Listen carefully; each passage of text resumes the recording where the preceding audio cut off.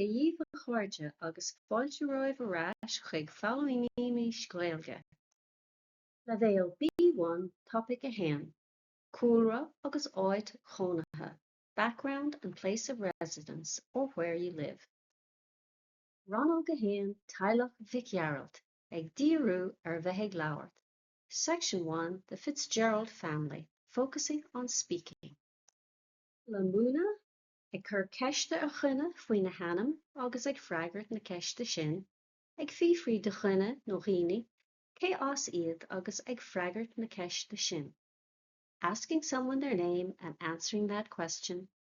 Asking someone or people where they're from and answering that question. Bhuileog Sloinnte na hÉireann uait de Scríbhneoireacht seo. You'll need the handout Surnames of Ireland for this activity. Sloinnte na hÉireann, Surnames of Ireland. Níl sa chleachta seo ach d'ard a dhíriú ar chúla Sloinnte na hÉireann. This exercise is simply to draw your attention to the background of Irish surnames. Caithfidh sibh an leagan Gaeilge de na cúigií a cheangal leis na symbol sa cearnóga. You must match the Irish version of the provinces to the symbols in the squares. A. Rannóg an cúige ceart le ceangal leis na cearnóga híos. Select the correct province to tie to the square below. Cúige Ulla, Ulster. Cúige Connacht, Connacht. Cúige Moon, Munster. Cúige Line, Leinster. This is an ish na freagraí, and now the answers. See if you were correct. Cúige Ulla, the red hand of Ulster. Cúige Moon, Munster. Cúige Connacht, Connacht. Agus Cúige Line, Leinster. With Sloinnte na hÉireann le cúigií ar leis sa tír. Irish surnames are associated with specific provinces in the country. Féach ar an list of Sloinnte sa bhosca. Look at the list of surnames in the box. An féidir leat na Sloinnte in Gaeilge a cheangal leis na Sloinnte céanna in Míle ar an léirscáil híos. Can you match the surnames in Irish to the same surnames in English on the map below? Cuidecha an cosúla chéile. So some of them are very similar. Ó Móra, ó Chrathúr, ó Chóngala, Mac Gearalt, ó Míle, ó Ceallaigh, McCartig, ó Fáil, ó Nail, Mac an Bhaird, Mac Gowan, ó Dohertig, de Búrca, ó Brian, ó Tuachal. Agus an ish na freagraí. Cúige Lion, Mór, ó Mórga, ó Fáil, ó Fáil, ó Túil, ó Tuachal. Cúige Moon, ó Conor, ó Chrathúr. Fitzgerald, Mac Gearalt. McCarthy, McCarthaigh. O'Brien, O'Brien. Cúige Connacht, Connolly, ó Chónla, O'Malley, ó Míle, Kelly, ó Ceallaigh, Burke, de Búrca.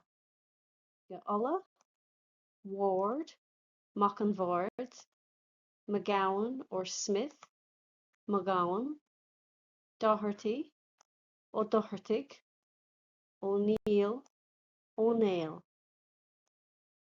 Is an ish. Smaoinigh ar na ceistena seo a leanas. Think about the following questions. Amala de chluine. Do you like your surname? Cén Cúlra a bhaineann le de chluine. What's the background to your surname? There's more information about Irish surnames at the website the database of Irish language surnames. It's hosted by gaeilge.ie, and here's the link to it. If you just go to Gaeilge or even search database of Irish language surnames, and it has over 1,000 surname clusters included. The Irish language surnames with English equivalents and different variants of each name. It'll give you the male name, the female name, the genitive case, and everything you might need to know about the different variations of each of the names. Sloinnte dulcir, and now a quick review. Cén chéad anam atá ort? Cén tanim báiste atá ort? Cén sloinne atá ort?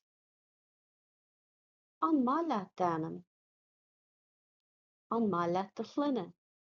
See if you can answer each of these questions and ask them.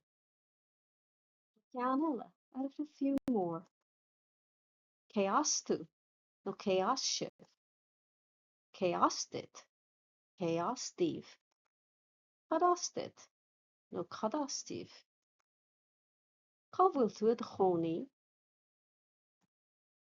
Cén chéad anam atá no airtí? Cén tanam atá deathair?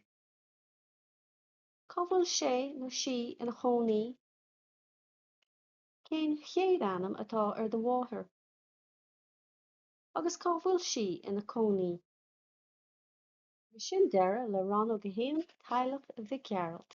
Ag múna chuir ceiste ar dhuine faoin na hanam agus ag freagart na ceiste sin, ag fífrí do dhuine nó dhaoine cé as iad agus ag freagart na ceiste sin. Tá na nótaí agus bilóga oibre le fáil, éineacht le cóid fuaime agus nasca na Quizlet, suíomh gréasáin agus feidhmchláir sa ghluaiste a sholáthraíonn iarslaí éagsúla le haghaidh stadéir agus foghlama. Cosúil le luas chortaí agus strán na gceist, tá sí go léir ar fáil ar mo shaoibh gréasáin. The lecture notes and worksheets to accompany the course, along with the MP3 files and Quizlet links, a website and mobile app that provides various tools for studying and learning, such as flashcards and quizzes, are all available on my website. Original files are available to download at Teastas Eorpach na Gaeilge, or edited versions at simplyjacintha.com. Direct links will be in the description box below.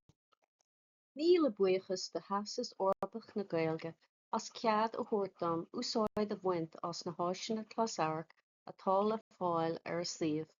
Many thanks to the TEG for allowing me to use the audiovisual resources that are available on their website. Dúlagam gur bhain sibh taitneamh as. Like and subscribe le do hull.